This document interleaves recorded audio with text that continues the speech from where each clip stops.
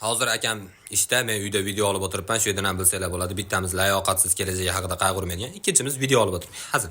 Xullas, men butun jahon ukalari nomidan mezon tashkillashtirishni so'rayman. Ya'ni bizni akalar ashin mezon asosida tursin. Biz ham o'qiylik u mezonni, nimalar asosidaligini. Prosta kecha tushimda nima ko'rganim hozir aytib bera olmasam, seni o'ltirib beraman. Deyishi bu insofdan emas. Ayniqsa bir joyda turganda qocha olmaydigan poложениеda aytadi. Biz ham ma'lum bir miqdorda odammiz, to'g'risida. Ayamiz u uchun tug'maganda prosta ko'ryapti bitta bolasi sal dodurroq, to'po'roq, mishiqni urganidan sezyapti. U bilan urush uchun bizni tug'ib qo'ymaydi, biz yoshimizdan kuchimiz ham yetmaydi. Kelsangi o'pib o'rgatib beraman. Soqolingdan piris chiqadi, mashina o'rgan olsang deydi. Kerak emas menga. Men gugurt cho'pidagi bo'lib bo'lsam ham kerak emas, hech qanaqa o'pit. Vobshe o'rganishga hojat yo'q.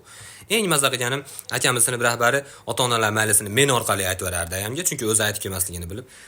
Ayami kelishini ko'rib maza qilaman. Maktabdan yugurib keladi-yu uyga aya bilasizlarmi? Har holda nimadir topib kelganda endi misol maktabingdagi Jeki Channi ko'rdim demaydi.